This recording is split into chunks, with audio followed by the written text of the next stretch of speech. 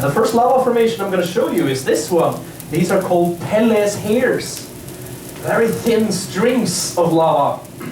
These are usually created if lava falls over edges and gets pulled by strong winds, but they are also very difficult to find because they are very fragile. These strings are made of volcanic glass, so they break apart very quickly after forming. In Icelandic, we call these formations Nornahaur, which translates to witch's hairs. And as soon as the lava comes into the room, it starts to release the heat very quickly, and you can see how the lava is cooling down. The more heat it releases, the darker the lava appears. And up in this area, it already looks like the lava has stopped flowing, but further down there is still more lava accumulating. So what's happened here now is that the lava on the surface has already cooled down enough to form a solid crust. And lava is a very good insulator, so this thin crust on the surface insulates the lava in the middle of the channel, keeping it hot, molten liquid. So there's still lava flowing inside here and accumulating further down. In natural eruptions, lava tends to lose around 100 degrees Celsius per kilometer it's flowing. But if it flows through its own insulation, for example through lava tunnels, then it only loses 1 degree Celsius per kilometer. So by insulating itself, lava can flow much further before it cools down and solidifies. And I have also brought with me some ice, so I can show you what happens if we cool down the lava very quickly. Because when lava is cooled down quickly, it is not able to crystallize and turn into rocks. So instead, it becomes what it's most made of. And this basalt lava is around 47% silica. So if we put ice on it, it will transform into volcanic glass.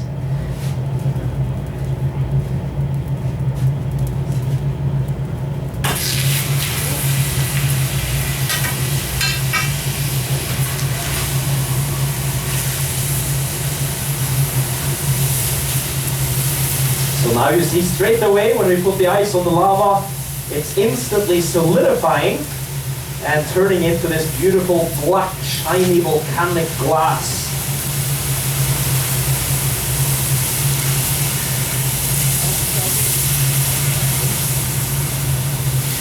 So now this is completely solid. And if we go a little higher, this channel is now strong enough that we can actually go under it and lift up the lava. And you see it's holding together. But inside, it's still liquid, so as we lift it up, it opens up underneath, and we will see some of that liquid starting to spill out.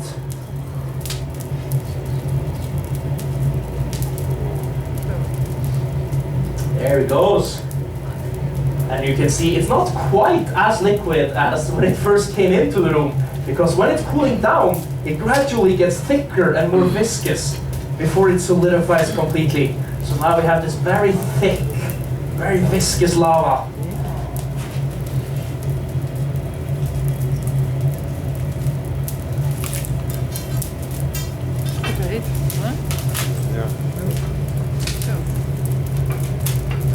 Almost like mozzarella cheese, stringy.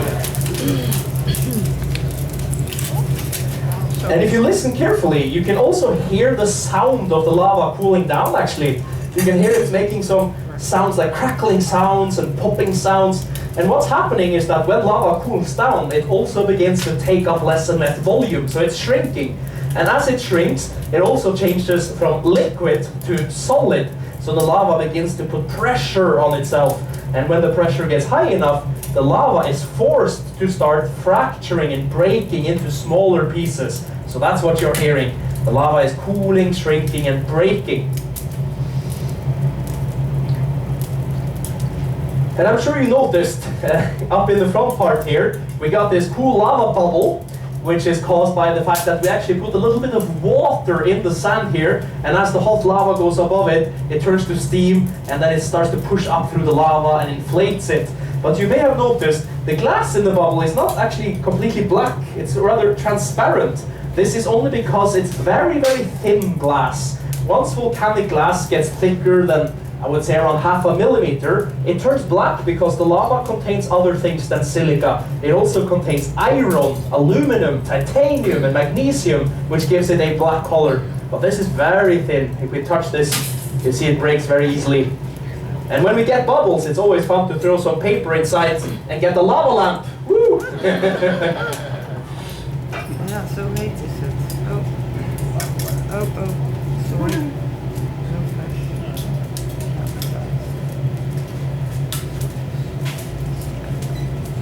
And here I have a thermometer, so we can see exactly how much the lava has already cooled down.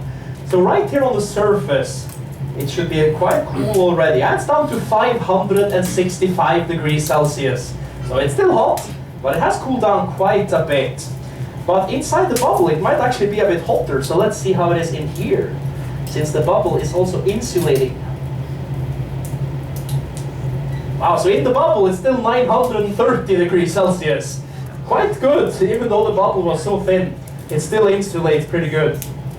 And a great example, actually, of how lava is able to keep the heat over time is the first eruption we had in Fagradalsfjall, near the Blue Lagoon, back in 2021. In that eruption, lava filled up this whole valley in the mountains. And just recently, geologists found a new lava tunnel inside this lava field.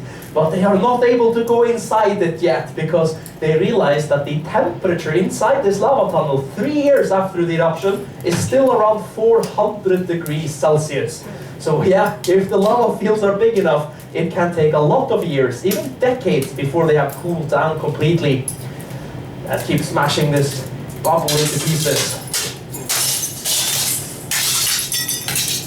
Now it really sounds like glass, and I think you probably noticed, but actually all of this lava in the slide is slowly turning into glass, not just where we put the ice. And that's because we only have 70 kilos of lava in total. Such a small amount of lava releases the heat too quickly to crystallize. But of course, in a natural eruption, when lava takes many years to cool down, then what happens differently from here is that the molecules in the lava have enough time to move around and organize themselves into crystalline structures before the lava has cooled down. And when that happens, we get these rocks you see around the slide. These are also basalt lava, so they are chemically the same as all this. They just came from much bigger lava fields where the lava cooled down slowly under pressure, causing the elements to bind together properly and for the lava to crystallize.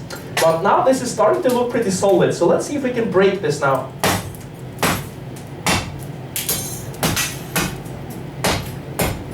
See here, so on the edges, yeah, you can see it's already solidified. Still a bit liquid inside there, but you can see here the lava is perfectly cooked, it's medium rare, super nice. Good results. And here as well, completely solid.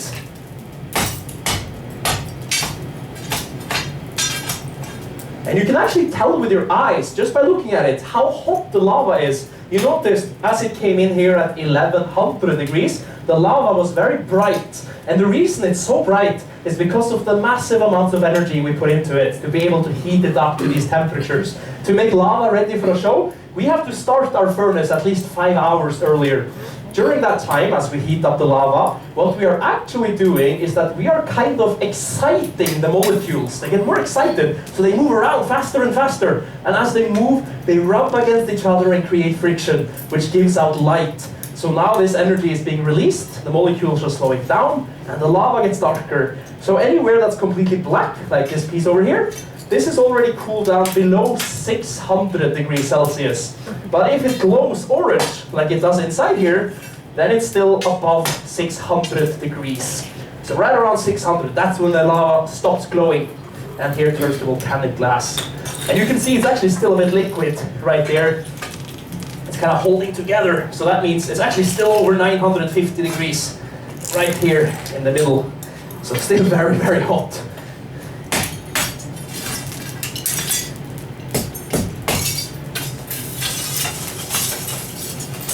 And we did actually test once out of curiosity to see how long it would take for this lava to cool down to room temperature after we pour it into the showroom. Mostly because we were extremely bored during COVID. We had nothing to do here.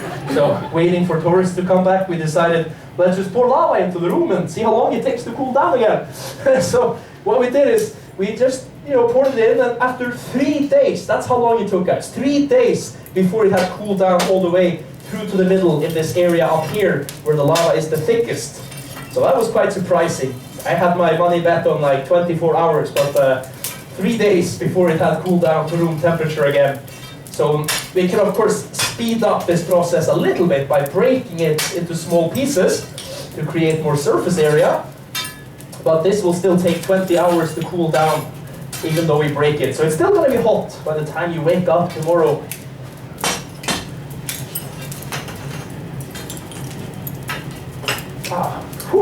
How do you guys feel? Are you nice and warm? Yeah. Good. So am I. It's really nice and warm hanging on top of it.